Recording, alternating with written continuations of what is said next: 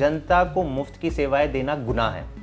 ये फैलाया जा रहा है खास करके एक तबके में। आम आदमी को अगर 200 यूनिट दे दी तो बहुत बुरा लगता है। महिलाओं को हमने बस यात्रा मुफ्त कर दी। सारी चीजें करने के बाद हमारा बजट सरप्लस में रहा। जब मैं आपसे मिलने आ रहा था तो हमारे साथ जो कैब ड्राइवर थे उनसे जब मैंने चर्चा की कि हम किस बारे में कहाँ जा रहे हैं, तो उन्होंने कहा कि दिल्ली में एक ही मॉडल चल रहा है कि सबको फ्री में सब कुछ दे दो, है ना, बिजली फ्री, पानी फ्री, तमाम चीज़ें फ्री, दिल्ली में महिलाओं के लिए बस में टिकट फ्री, ये फ्री दे करके, और अरविंद केजरीवाल जी वोट लेने की कोशिश करते हैं। मैं आपकी किताब के बारे में कहीं पढ़ रहा था तो आपने उसमें बताया कि जो दिल्ली का सालाना बजट है उसका मात्र शायद 7%। बिल्कुल। तो इसको समझाइए थोड़ा ना। मान लीजिए कि आप लोगों को लग रहा है कि ये बहुत जरूरी चीज है, और जनता में ये परसेप्शन बन रहा है कि आप लोग सब कुछ फ्री दे रहे हैं, दिल्ली सरकार का भट्टा बैठने वाला है, कुछ दिन में ये श्रीलंका जैसी हालत हो जाएगी, तो थोड़ा इसको समझाएं। ये इसलिए मैं कह रहा हूं कि इस बुक का लिखना जाना बेहद जरूरी इसलिए भी था क्योंकि इतनी सारी गलत धारणाएं फैलाई जो गई हैं प्रोपेगेंडा के माध्यम से, और इसमें से एक ये है कि भाई जनता को मुफ्त की सेवाएं देना गुनाह है। ये फैलाया जा रहा है खास करके एक तबके में और एक पार्टी के द्वारा। आप ये समझिए कि पहले सरकार का जो पैसा है वो किसका पैसा है, किसने दिया? जनता नहीं दिया, जनता के टैक्स से पैसा है।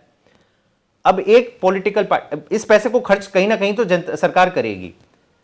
भारतीय जनता पार्टी का एक मॉडल है कि इन पैसों से आप बड़े बड़े पूंजीपतियों के 15 लाख करोड़ लोन माफ कर दो। ये पिछले 10 साल में हुआ है, भारत के इतिहास में अब तक नहीं हुआ। 15 लाख करोड़ के लोन माफ हुए हैं। कॉर्पोरेट टैक्स में सबसे बड़ा टैक्स कट 2019 में मोदी जी ने घोषित किया। हर साल 1 लाख करोड़ का मुनाफा भारत की कंपनियों को हो रहा है। किसके पैसे से हो रहा है? जनता के पैसे से हो रहा है। अच्छा, क्या जनता को अच्छी सुविधाएं मिल रही है? नहीं मिल रही है। तो ये एक मॉडल है। वो कहते हैं कि जनता को रोजगार मिलता है। माफ करिएगा, बीच में मैंने आपको रोका। हाँ, इसलिए मैं कह रहा हूं कि आज अगर रोजगार की आप बात कर लीजिए, भारत की अनएम्प्लॉयमेंट देख लीजिए। कभी भी अगर सरकारी नौकरियां खुलती हैं तो कितनी बड़ी लाइन लगती है। पीएचडी के लोग अप्लाई करते हैं। तो भारत में बेरोजगारी कम हो गई मेरे ख्याल से। अगर कोई भी कहेगा तो लोग हंसेंगे, तो वो सच्चाई है नहीं। दूसरी तरफ आम आदमी पार्टी का मॉडल है जहां पे हम कह रहे हैं कि हमने ईमानदारी से सरकार का पैसा बचाया। पहले तो 2-3 चीजें इसके पीछे मेरे ख्याल से समझना जरूरी है। आम आदमी पार्टी के रूल के अंदर पिछले 10 साल में दिल्ली सरकार का बजट 2.5 गुना बढ़ा है। पहले कभी इतना नहीं बढ़ा था। हमारा बजट हर साल 5,000 करोड़ से बढ़ा है। उससे पहले 1,000 करोड़ प्रति साल की इंक्रीमेंट हुआ करती थी। तो 30,000 करोड़ था हमारा बजट 2015 में। ये साल 75,000 करोड़ का है। कैसे बढ़ा? ईमानदार सरकार थी। हमने टैक्स का पैसा वी मेड श्योर कि वो सरकार के खजाने में आए, बीच में ये करप्शन के माध्यम से चला ना जाए। दूसरा, हमने फिजूल खर्ची पे पाबंदी लगाई। कई हमारे ऐसे प्रोजेक्ट्स हैं जहां पे फ्लाईओवर बनना था 300 करोड़ में 200 करोड़ में बन गया, 250 करोड़ में बन गया। और ये लगातार there are dozens of such projects. तो हमने पैसे बचाए। मोहल्ला क्लिनिक जैसा इनोवेशन इज अनदर एग्जांपल। पहले 5 करोड़ की ये लोग डिस्पेंसरी बनाया करते। मोहल्ला क्लिनिक 20 लाख का इनोवेशन है। 20 लाख में वही काम करता है, आपको प्राइमरी हेल्थ केयर, दवाई खाना की सारी सुविधाएं देता है। तो हमने पैसा बचाया। दूसरा, हमने सबसे ज्यादा, जैसे आपने कहा कि ये तमाम सुविधाएं हम इसलिए दे पाए क्योंकि हमने हमारा बजट बढ़ाया, पैसे बचाए। और जब हमने सारे तमाम मेन मुद्दों पे खर्चा कर दिया, 40%, हम ये नहीं कह रहे हैं कि फ्री की सेवाएं दे दो और बाकी सारा ठप कर दो। हम कह रहे हैं सबसे पहले सरकार का दायित्व होता है जो मूलभूत सुविधाओं पे खर्च करना। हमने हेल्थ और एजुकेशन पे 40% खर्च किया, वहां पे कोई कोताही नहीं बढ़ती। हमने इंफ्रास्ट्रक्चर पे सबसे ज्यादा खर्च किया। ये भी बड़ी ताज्जुब की बात है। 65 साल में दिल्ली की सरकारों ने 62 फ्लाईओवर्स कंस्ट्रक्ट किए, है ना, 2015 तक। पिछले 10 सालों में केजरीवाल जी ने 38 फ्लाईओवर्स कंस्ट्रक्ट कर दिए। मैंने बोला सीसीटीवी कैमरास कितने लगाए। दिल्ली में 2015 तक करीबन 60-70 हजार स्ट्रीट लाइट्स थी।